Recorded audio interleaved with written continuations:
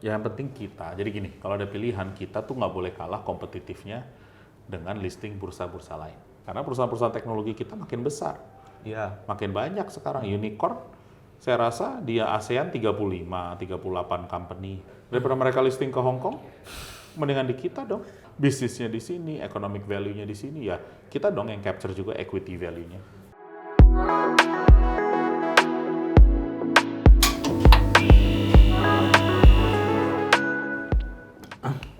Nah Pak, ngomong-ngomong soal bursa nih. Bursa targetnya tahun depan ada pertumbuhan jumlah investor sampai 30% di akhir 2021. Nah Bapak ngeliatnya gimana nih? 2022 apa 2021? 2022. Ya, 30%. bagus dong. Ini kan penetrasinya udah tinggi sebenarnya kan? Kata siapa? Berapa persen dari total penduduk? Ya, 2%. sih. Ya, Iya. harus bisa sampai 50% dong. Kalau saya jadi komisaris, saya mau bilangnya ke direksi, kita bisa nggak, paling nggak dalam 1-2 tahun ini bisa nggak naik ke 5%? 5%, jadi kalau nanti berikutnya bisa nggak ada 5%, jadi 7-8%. Dimana paling nggak sampai 2030 bisa nggak di atas 10% gitu loh. Oke. Nah, kalau misalnya anak muda nih mau masuk, kan rata-rata mereka masih ikut-ikutan dan segala Ya, macam pasti sama lah kayak tahun lalu. Pasti. Nah, kalau menurut Bapak gimana? Mau dibilang apa itu, menurut saya tendensi manusia. Kalau masih belum pede, kayak belajar berenang, yang ikut dulu siapa yang dia percaya untuk coba ikutan cebur dulu. Tapi biasanya kan Anda tahulah, maksudnya sekali Anda masukin ya, sarana investasi, Anda mulai harus belajar. Tapi ini semua sama, kayak kita semualah belajar sesuatu baru, ikut-ikutan dulu, ya kan? Semua dalam hidupmu kita semua ikut-ikutan, belajar les berenang lah saya ngomong, olahraga apa, semua ikut-ikutan, goes aja. Pertama kali pasti ya ikut-ikutan gitu kan, harus ada yang ngajak. Nah tugas kita di bursa adalah gimana kita ngajak dan ngajarin yang bener. Oke. Gitu loh, jadi kalau misalnya nanti berenang, di kolam renang kita diajarin dulu berenang. Karena kalau langsung masuk ke laut, tenggelam, ya kan? Diajarin dulu caranya bener gimana.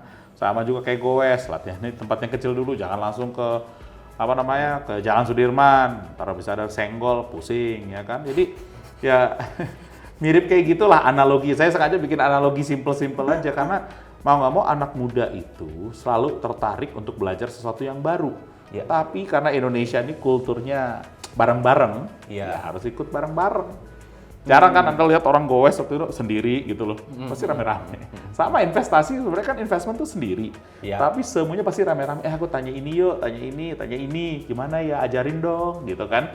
Ya tugas kita di bursa coba ajarin yang bener lah, sesuai dengan cara-cara menghitung nilai perusahaan dan seterusnya. Ada upaya-upaya nggak sih Pak untuk narik perusahaan-perusahaan teknologi gitu untuk masuk ke dalam bursa? Udah, kita setiap hari tugas saya kan jualan, kita semua jualan. Walaupun saya hanya komisaris belaka, kan kebetulan perusahaan-perusahaan yang kita invest itu saya selalu anjurin kalau mereka sudah 6, 7, 8 tahun Iya. umurnya, mulai liatin sebagai perusahaan TBK.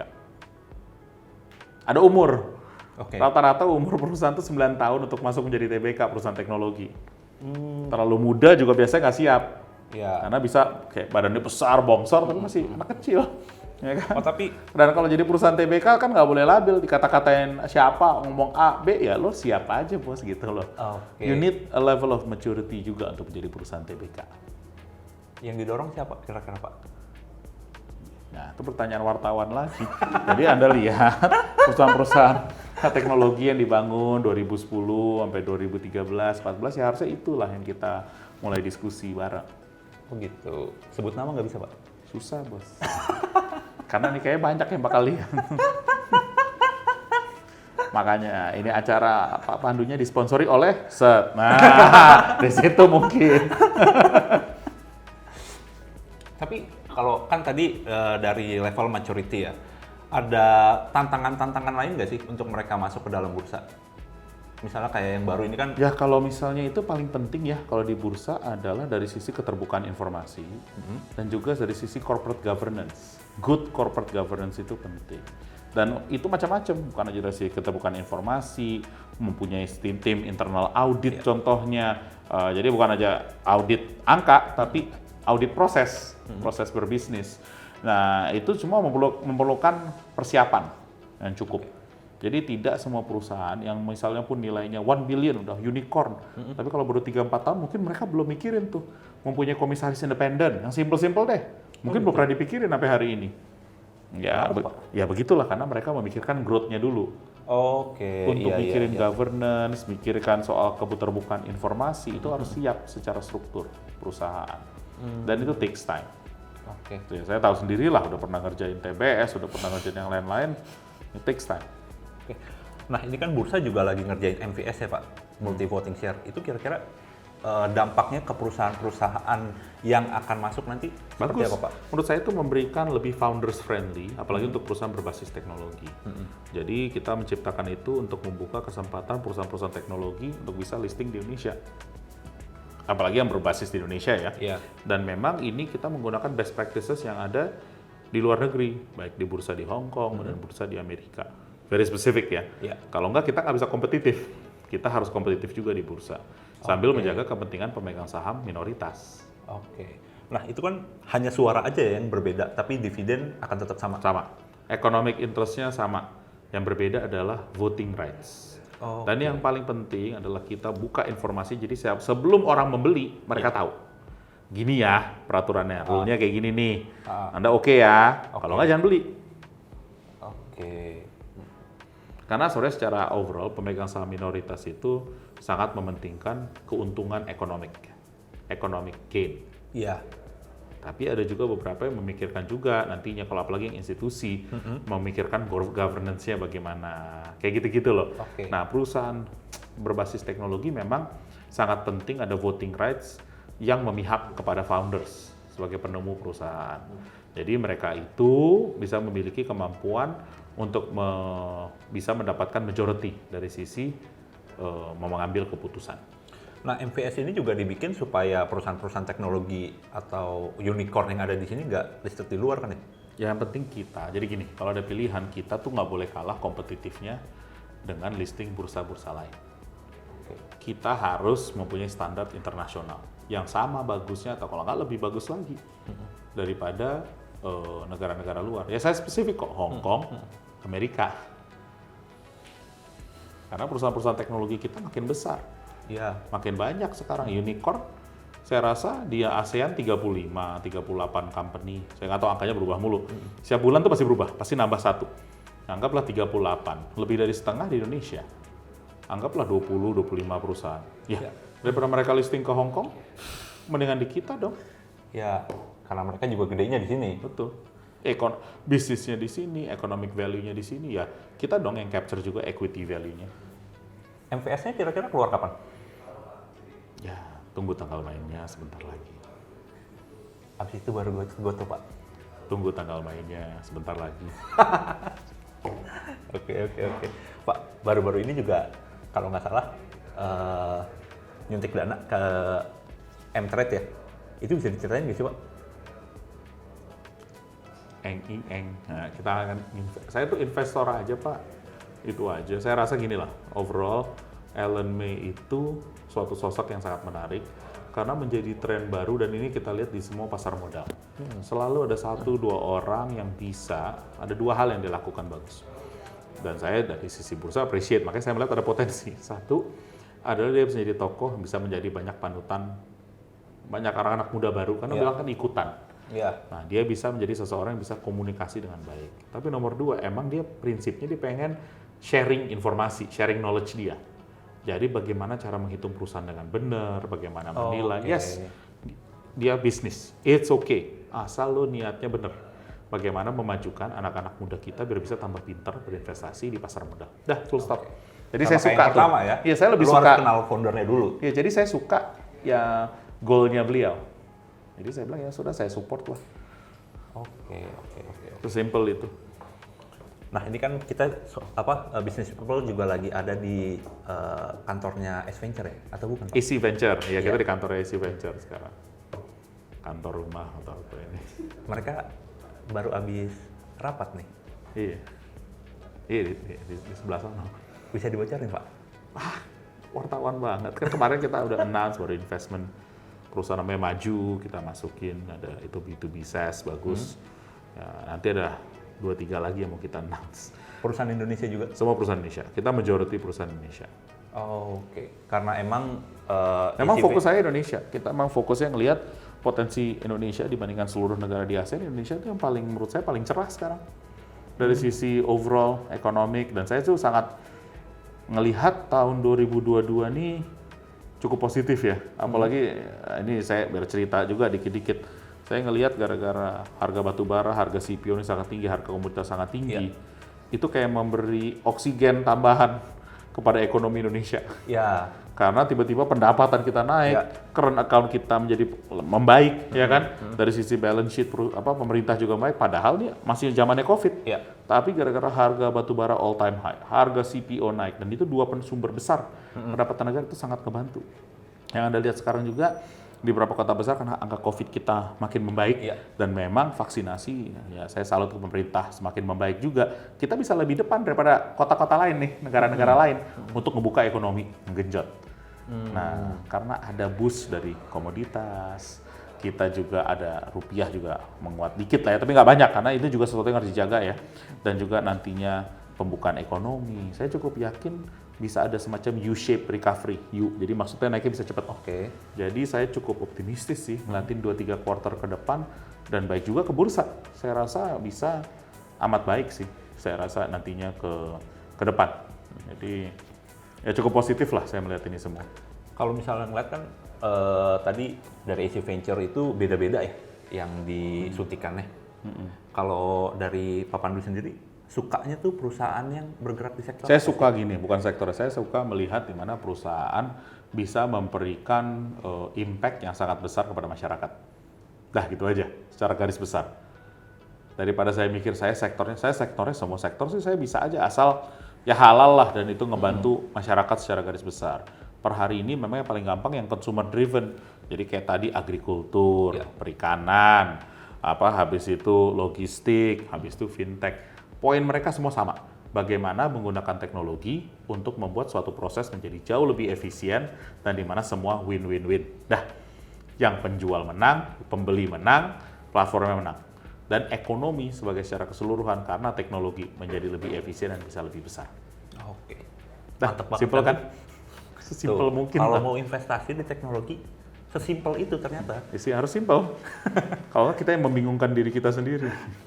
Soalnya pas di Agustus itu kalau ngeliat grup itu kan ketika IPO Bukalapak ya, itu kan wah banyak itulah perdebatan lah. Dan itu saya pikir bukan akan yang terakhir. Tapi itu sehat sih menurut saya. Itu bagian dari edukasi kita untuk sesuatu yang baru. Jadi seperti e-commerce, sebenarnya udah lama di dunia. Tapi karena baru di Indonesia, itu menjadi bahan perdebatan. Karena selama ini kita selalu diajarin price to earning, price to book. Tapi dulu waktu pertama kali mereka listing juga orang juga bingung, apa bener nih perdebatannya harus pricingnya kayak gini. Tapi setelah 5-7 tahun, ya orang anggap itu yang bener caranya. Takes time. Kalau di Amerika sih udah jelas, pakai GMV, udah. Ya kan quote-nya langsung begitu, 1 tahun 2 tahun udah diterima aja. Nah Pak, tadi kan udah disenggol sedikit nih soal batu bara, all time high. Kan Bapak juga sebagai dari ketua, saya ketua asosiasi. Asosiasi Pengusaha Batu Bara Indonesia, Pandu Syahrir.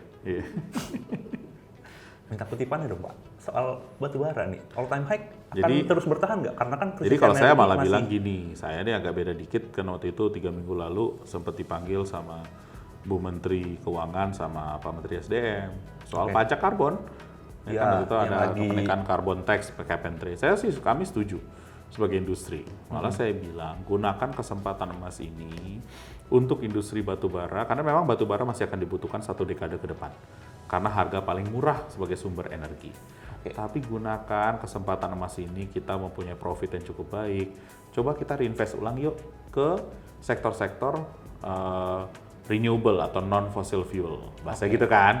Kenapa? Karena Presiden sudah bilang kita ingin menjadi net zero carbon 2060. Saudi Arabia aja yang semuanya dari minyak udah bilang saya akan jadi net zero carbon 2060. Kita yang ada macam-macam lebih banyak, ya masa kita nggak bisa? Tugas kita sebagai warga negara dan kebetulan bersyukur ada berbisnis di sana, ya tugas kita mengalokasi capital kita untuk sesuatu yang net zero carbon. Itu jadi penting. Contohnya misalnya? Ya contohnya TBS lah. Ya, boleh ya saya ngomong TBS. Kan Nggak kita apa-apa, baru kan cuma CFO. bukan saya Oh, direktur aja direktur. Pak, direktur. Oke, Pak. Saya namanya direktur pertama. Karena yang pertama bikin udah, tapi ya dirutnya bos-bos lain lah. Saya direktur pertama. Tapi yang penting adalah kita jual saham di Python. Karena pembangkit batu bara terbesar di Indonesia. Ya. Alhamdulillah untung bagus. Kita akan gunakan. Kita udah ngomong bahwa kita akan gunakan profit dari itu dan principal dan profit semuanya akan kita pakai. Kita akan pakai juga untuk investasi ke renewable. Udah Energi deal, terbarukan. Pak, yang dijual di Python. Udah, uangnya udah masuk. udah. Jadi itu informasi yang sudah ada di pasar. Tapi kedepannya memang kita ingin untuk bisa invest terus ke hal-hal yang berbau ya bukan lagi ke batu baranya saja, tapi lebih ke hal-hal yang berbau energi terbarukan dan yang lain-lain. Aku takut kalau nyebut lebih. Perusahaan TBK. Saya juga komisaris bursa, jadi kalau saya ngomong, kalau lebih dari yang saya diinfokan bisa dimarahin saya. Oke, update aja Pak soal pembangkit listrik TBS. Udah jalan semua. Selesai. Udah selesai sih, sebenarnya udah selesai. Kita udah open kan angka laporan keuangan ketiga sebentar lagi keluar ya minggu pertama November. Jadi di situ Anda akan lihat semua gitu. Kan ada dana segar nih dari Python. Alhamdulillah. Bakal bangun apa lagi dong? Bangun terus. Bangun Indonesia yang lebih baik lagi. Dan saya bangga Sulut United investasi kita sedang bagus di Liga 2 ya kan yang baru terbuka, performance-nya baik. Wih. Jadi saya juga semangat banget. Pantesan pas belum lama ini gue lihat di Instagram kan Sulut tiba-tiba Sulut United Iya, kita kan kayak nggak pernah investasi gitu. di sana, iya. Itu personal atau? Enggak, itu TBS dong. Hah? Iya. Oke. Gede Pak nilainya? Enggak, yang penting kita bisa memajukan Sulawesi dan persepak bolaan di Indonesia Timur. Berarti di Sulut nanti ada nama TBS? Udah gitu? dong, udah Wih. ada. Harus nonton guys. Nah selain Sulut nih, kan gue juga sering ngelihat foto Tohead gitu di postingan Oh, Instagram ya lu. itu punyanya istri. Oh, Gitu kan. oke. Harus memajukan ekonomi Bali juga, ekonomi pariwisata. Ya, si Ratna kan yang dulu ngebangun hotelnya sama Ronald Takili dulu. Rame-rame lah mereka berlima. Itu kan ide juga, kreatif. Dan itu bikin hotel Pothead, saya sekalian jualan ya. Itu hotel pertama yang carbon neutral membangunnya. Sangat friendly secara environment. Semuanya sustainable. Dan banyak yang didaur ulang barang-barangnya di sana. Gitu. Oke, balik lagi ke Sulut United. Bingung. Tapi udah buka. Please come. Pak, ngomong-ngomong nih, kan gue juga sering lihat lu dekat lah dengan beberapa public figure gitu. Oh, oke. Ya, di postingan. Benar dong? Itu betul. Iya. Nah, tapi kan kalau misalnya kita ngeliat bursa gitu ya, jarang banget tuh ada perusahaan-perusahaan yang bergerak di sektor entertainment, leisure untuk Belum listing. banyak. Iya. Iya. Nah, pendapat lu kenapa nih? Itu aku rasa ada waktunya lah. Karena even kalau Anda ngomong public figure itu, mereka sebagai semacam institusi juga. Yang bisa menggerakkan opini publik, masyarakat, dan ada semacam economic value juga yang mereka derive dari situ. Sebagian besar udah mulai institutional itu. Kalau kayak di Amerika aja sangat institutional, di Indonesia lagi belajar menjadi institusi. Tapi ada peluang dong sektor itu kemudian akan... Tentu. Gue menunggu terusannya nih setelah tentu Ya, sebenarnya. ya betul dong, kan memang tentu. Sudah stop. Biasanya kalau udah stop tuh ada yang disembunyikan ya? Enggak, saya Nggak nggak ada? pernah nyembunyikan apa-apa. Kan nggak ditanya, jadi ya saya jawabnya ya begitulah ya kan. Minum terus tuh kopi. Grogi guys. Terakhir nih Pak, buat business people di luar sana. Gitu.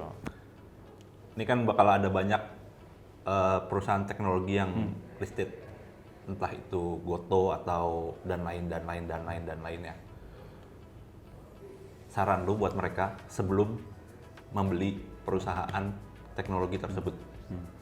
Sebenarnya juga makin banyak nanti perusahaan-perusahaan BUMN atau perusahaan besar non BUMN yang juga akan masuk listing. Contoh kan barusan BRI rights issue Ya. nomor 7 terbesar di dunia. Iya. Gede banget tuh.